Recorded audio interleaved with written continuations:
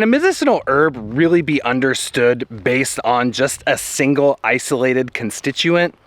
I don't really think so, but I do think it is really interesting when we see herbs with really biologically active constituents, and I do think it can lend a lot of insight into the nature of their medicine. And that's something that we find here with the salicylate containing plants. You know, these are the compounds that were ultimately the basis for aspirin, and what I find though is that it's really common for people to think of these herbs as natural aspirin. And to be honest, I don't really think that's a really great way of understanding them. I think it can be really limiting, and it makes us kind of overlook the more holistic nature and virtue of the whole herb.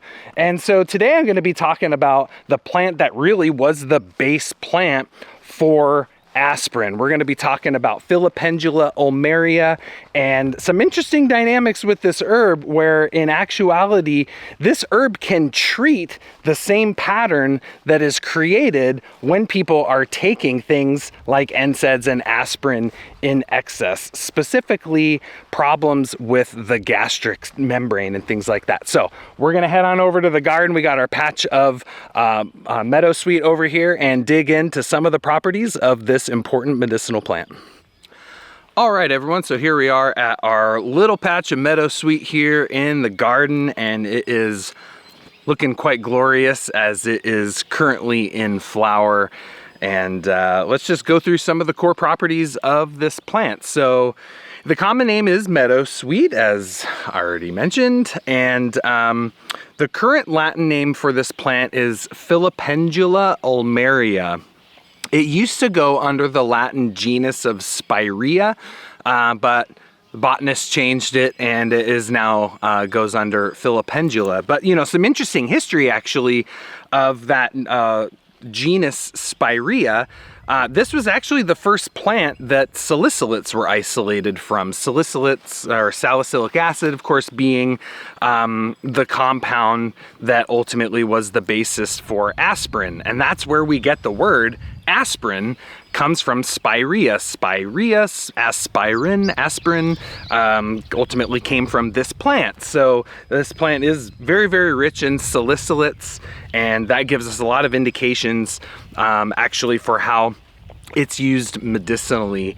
But you know, one of the things is like, you know, I think it's really common for people to think like, oh, you know, meadowsweet and willow bark, like they've got aspirin-like compounds in them, so use them like an aspirin. And I think that's just not really a very good way to think. I don't think it's a very holistic way of thinking. It's good to know, you know, the chemistry in plants, but, you know, meadowsweet isn't aspirin, right? You know, willow bark is not aspirin. You know, I remember one time Paul Bergner was saying that, you know, if you wanted to get the amount of, like to get a dose of aspirin out of willow bark, for example, you would need to decoct like, you know, ounces of the herb and a whole bunch of water, make it really, really concentrated and drink a whole bunch of it, you know, to get the equivalent of like a half of a baby aspirin, right? So, you know, it's like, I think we have to think about herbs holistically. We don't want to just get stuck in an allopathic approach to thinking about them. Don't think of meadowsweet as just herbal aspirin. This herb is so much more, and I think there's some really interesting factors that come into play when considering meadowsweet as well as willow bark, which I'll talk about in a little bit, in the sense of like, you know, these herbs actually are very remedial for the same kind of side effects and problems that can emerge from taking too much aspirin. So it's kind of a homeopathic indication or proving almost, in the sense of, you know, these herbs in a normal dosage actually treat what the isolated compound causes in a really high dose, the problem that it causes in a really high dose. So anyways, little side notes there. So let's dig into the taste. So the taste of meadowsweet is predominantly bitter and astringent, and that's really what we see with salicylates in general. Salicylates tend to, you know, have you ever if you ever had the not very great pleasure of crunching down on an aspirin, right? It's pretty bitter, and it has that kind of a bit of an astringency to it. So that's the main taste of this herb. It's bitter, it is astringent, and that really points to most of its medicinal virtues, if not all of its medicinal virtues. Where in the body does this plant act? Well, it's definitely a major digestive remedy. Some of the old doctors really considered this one of the best digestive medicines, but it's for very specific patterns in the digestive system. It's very, very effective in the upper GI, the stomach, but it does work through the entire tract down into the small intestine and large intestine as well. But the digestive system is one of our major affinities for this herb. Second to that, we do see that it is a urinary tract remedy, so it'll be working through the kidneys, the bladder, the ureters, the urethra, and through the whole urinary tract there. And then lastly, we see that this herb is very commonly used for the joints, so the musculoskeletal system, joint pain, things like that. Of course, there's some very specific patterns that we want to look for that would really indicate when it's best to use this remedy. So those are really the main affinities. I really tend to consider this herb a pretty focused plant. Like, it's not like, yarrow that does like a million different things and is super versatile as like a polycrest, Meadowsweet to me is like a little bit of a specialist in terms of what it does and how it's used. So those are the main areas of the body that we want to consider this plant for.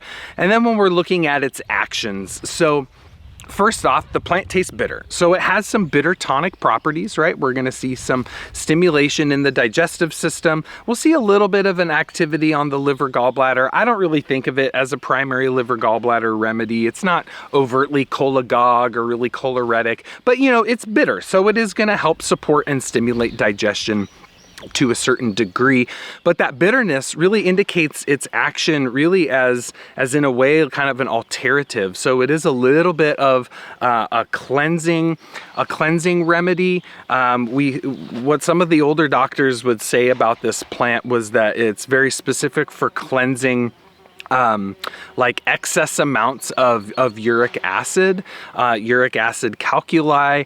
This would be things like gouty arthritis, basically arthritic pain due to excess of buildup of those mineral salts in the joints. So it does have a bit of an alterative effect, and that's going to be predominantly through its function on the kidneys and the bladder, so thereby giving it a bit of a diuretic effect. But really where we see Meadowsweet shine is its astringency, right? This is a great astringent plant in the sense of it's going to tighten and bind and contract tissues that are overly lax and loose. And so in this way, we tend to think of plants with an astringent property as being very drying, right? Because you put it in your mouth and it, contracts all of your tissues in your mucosal membranes and dries them out, and you get this really dry mouth. And so on the one hand, we see it as having kind of this locally drying effect, but if we think of the relaxed tissue state, what happens in that tissue state is fluids tend to passively leak out of the tissues, and thereby you're losing fluids. Thereby you end up dry. And so by astringing tissues, you're strengthening like that earth element, the structural tissue of the body, which helps you retain fluids. And so from a Chinese perspective, they would say that this herb actually helps to kind of restrain the yin, right? So it helps to hold the fluids in and kind of keep them in their place a little bit better.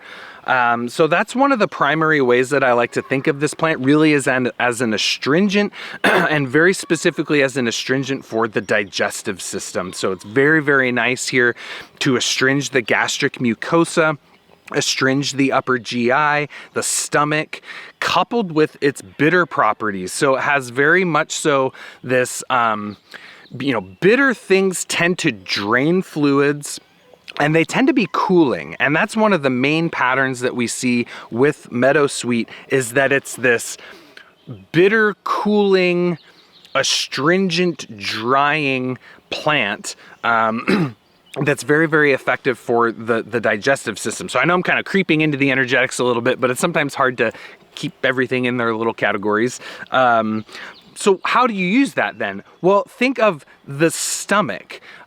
This is one of the best remedies that we see here for treating things like ulcers in the upper GI.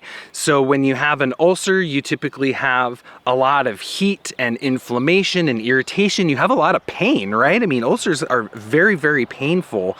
And so we're getting pain relief, you know, if we want to think of it biochemically, through the salicylates, but we're also getting the astringents helping to contract and tighten the tissues that have basically a wound on it, right? You know, if we think of, you get a cut on your arm and it's bleeding, you put an astringent on it and it stops the bleeding and it helps the wound to heal. Well, that same property is going to be happening internally in the digestive system. And so one of the main ways that I tend to think of Meadowsweet is as really one of our kind of top herbs to consider for ulceration in the GI. For this purpose, I really like to combine it with things like yarrow, with things like plantain, things like gotu kola, marshmallow root, golden seal. That's actually a pretty classic triplet in traditional Western herbalism, would be meadowsweet, golden seal, and marshmallow root. We've got two bitter astringents with golden seal and meadowsweet. And then we've got, because those are very drying, we've got marshmallow root in there to kind of help moisten it up a little bit. And of course, for like, you know, an ulcer, there's a lot of heat and irritation in the tissues there. So putting some marshmallow root is a pretty good idea there. Now, some texts classify this herb as an antacid, and this is one of the main primary uses of this herb is, you know, too much heat in the GI, too much heat and irritation especially in the stomach. So this is kind of one of our primary herbs for heartburn, burning, kind of sour, belching, just too much heat in the upper GI rising up. So remember, what do bitters do? They cool and they drain and they have this downward bearing action. And so when you have too much heat rising up, a remedy like this is fantastic because it's going to help to drain that heat down. It's going to cool the heat down, and it's going to help just sedate excess heat and irritation in the tissues.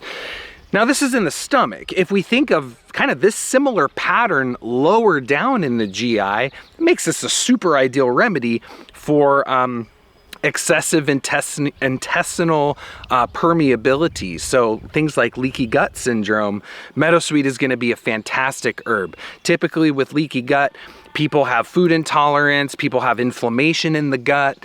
This is going to help cool down that heat as an inflammation modulating plant.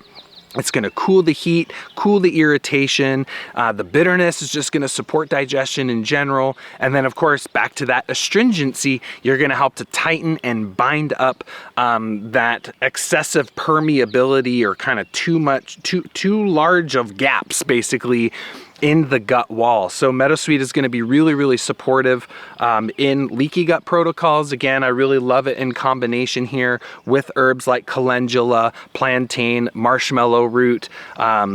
Use turmeric and licorice a lot, especially if there's a lot of heat and inflammation in the GI. I was over there the other day shooting a video on agrimony, and agrimony can be a really great part because it too is a very nice astringent. And also like meadowsweet in the Rosaceae family. So we do see many plants in the Rosaceae really tend to be cooling plants. It's almost kind of a universal amongst Rosaceae plants that they're going to be cooling. So these are some of the properties that we see of this plant in the digestive system. Translating that into the urinary tract, right? These similar things can be applied. So really great, again, for restraining fluid secretion. So if we see people with like dribbling urine, incontinence, basically situations where we want an astringent in the urinary tract, Meadowsweet can be applicable. And again, thinking in terms of hot, irritable, burning pain in cases of like a urinary tract infection, this remedy can be applicable there too. And then considering the joints. So again, think it's cooling heat. And, Thomas Avery Guerin in his book on, Western herbs according to the principles of Chinese medicine, he places this herb in a category of herbs that drain fire. Now in Chinese medicine, you kind of have, a couple categories. You have, heat, and then you have fire, and fire is basically, just an extreme form of heat. So that really shows that this is a very cooling plant and is going to be very good for heat patterns and inflammatory based pain. And of course, that's going to be very, very beneficial in the joints. So it can be used for, arthritic pain, rheumatic pain. Some reference this as being very specific, again, for kind of like mineral deposits, like uric acid deposits in the tissues. So showing, a bit of the kidneys not really working up to speed. But I've even heard it being used for joint pain due to liver stagnation, which again, the bitterness is going to help to clear that liver a little bit and support joint pain through that route. And of course, that's kind of how aspirin-like compounds are known, right? They're known for inflammation-based pain. And so that's one of the ways that I like to think of this plant. But again, not just thinking of it biochemically, like really remembering and considering the energetics as well, because that helps get you a little more specific in terms of how you would want to apply it. Now, of course, this whole time I've kind of been insinuating what the energetics of this herb are. So its influence on temperature is absolutely cooling, right? This is a bitter, cooling plant. And herbs that are rich in tannins. Tannins tend to be inflammation modulating as well. So we're going to see cooling effect, absolutely drying, right? We got bitters draining the fluids. We've got astringents drying local fluids. But at the same time, like Thomas Guerin in his book talks about how, yes, it is bitter and draining, but the astringency helps to restrain the yin. It kind of like holds the yin or the fluids in a little bit better. So he says that the risk of damaging yin is lower in this herb when compared to other, really, really draining, drying type plants. So I thought that was very interesting. And then its action on the tone of the tissue is absolutely tonic, right? It's astringent tonic. So it's going to be, in that perspective, very, very beneficial for really, like, the way I think of it is like damp heat patterns, right? So there's too much dampness and then there's too much heat coupled with that. So in that perspective, Ayurvedically, we would think this is going to help to reduce pitta because it's so cooling, and it's going to help reduce kapha because it's drying and because it's tonic and astringent. And kapha tends to be overly lax, right? They generally need they need to be firmed up a little bit. Because it's cold, because it's dry, because it's tonic, this herb is going to be very aggravating for the Vata dosha. So that's something definitely to keep in mind. And then considering it through the lens of the tissue states, heat excitation, damp relaxation. Those are the two tissue states that we want to consider, again, as a cooling bitter plant and as a tonic astringent to tighten up those relaxed tissues. So that's kind of some of the primary profile of this herb. I am not really familiar with any particular like psychological or emotional indications for this plant, so I don't really have much to say in regards to that. This isn't an herb that I personally have really worked with in that regard, so not much to say there, but I would say, like, in terms of specific indications, I guess I kind of already talked about it. Those are really the main things I'm looking for, is like that excess heat radiating up and out, especially in the upper GI, that kind of sourness, that hot sourness kind of in the stomach. I think it's like really good for people that are like just generally hot, fiery type A people that probably like drink too much coffee, and then they drink too much coffee and then they get that like really hot burning pain. They get the, you know, or they, you know, drink alcohol and then they get that burning pain, heartburn, and things like that. So that's kind of the main way that I tend to consider this herb in terms of some of its specific indications. Now, astrologically speaking, this is a really good example of a Saturnian plant. And Saturn, there's, you know, it's funny, it's like I find myself talking a lot about planets like Venus. You know, for some reason we seem to have a lot of Venusian plants in the garden, so I feel like I'm always talking about Venus. So I was really excited when I was thinking about Meadowsweet. I was like, oh, this is a really good example of a Saturn plant. And I don't talk about Saturn plants that much because I guess we don't have that many of them here in the garden. So Saturn, this is the planet that, from a medical astrology perspective, Saturn governs the joints, the structural components of the body, bones, teeth, connective tissue, the joints themselves. The joints really are kind of on this axis of Capricorn and Saturn, which would be, Capricorn and Cancer, which would be Saturn and the moon. So Saturn being the joints, the structural tissues, the bones, the connective tissue, and all of that. And then the moon and Cancer being the fluids, right? That keeps all those joints lubricated so we can be, you know, limber and move around. And so that's kind of that axis of Capricorn and Cancer working together and kind of coming together in the joints. And in terms of the kind of the pathological patterns of Saturn, is that it is cold. It's the coldest of all the planets. It is the driest of all the planets, and it tends to contract and constrict things. Sounds an awful lot like Meadowsweet to me, right?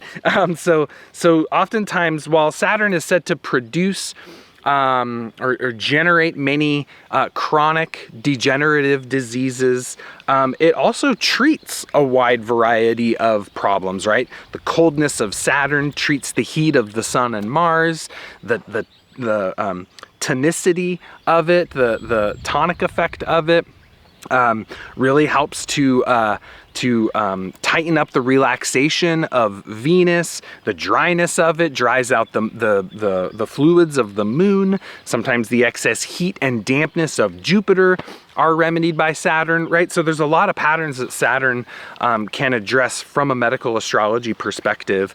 And so I tend to think of this herb, it's bringing that Saturnian influence into the digestive system to cool it down, to dry it out, to tighten it up. Same thing in the urinary tract, same thing in the joints. So it's a really, really cool remedy, a really good example of a Saturnian plant in its energetics and the way it functions, the way it operates, but then also in terms of one of its primary organ affinities being in the musculoskeletal system and in the joints there. So a very good Saturnian remedy. And then I really think of it in terms of like a fire element plant, right? As I was saying, you know, Thomas Avery Guerin mentions it being used to treat an excess of fire from the Chinese perspective.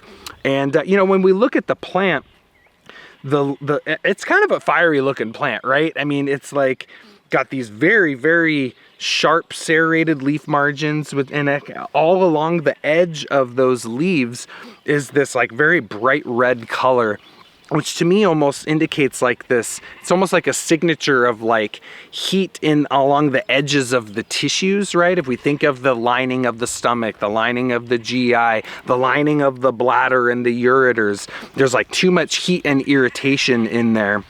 And so that's one of the ways that I see this plant. It's like Saturn treating an excess of fire, that fire element, again, affecting the GI, fire in the urinary tract, fire in the joints. And this Saturnian plant is coming in to help cool all of that heat down. So that's just some of my perspectives on Meadowsweet. This is a really, really old plant. It's been used for a very, very long time. Very useful remedy. And I think in its application, especially for things like leaky gut syndrome, gives it a very unique modern application, right? I mean, obviously back in the day, people, at least from what we know, like probably didn't really deal with leaky gut. That seems to be like a little bit of a newer health issue these days. And so I think it's really cool to like study a plant and see how it was used traditionally, and see how, oh, like the way it's been used in tradition very effectively, that same pattern also addresses maybe some more of our modern conditions that is just good to know about. So thanks so much for joining me in this episode of The Plant Path. I hope you learned something good here about Filipendula ulmaria, and I really appreciate you taking the time out of your day to watch this video here. Thanks for making it this far. It really does help support the channel by watching these videos all the way through. And if you're anywhere other than on our website, be sure to head on over to evolutionaryherbalism.com, where we got tons of more free content over there for you. Be sure to hit that like button, hit that subscribe button, follow us so you get all the updates for when we're publishing new content on The Plant Path. And really appreciate you being here. Thank you so much. And until the next one, take care and be well.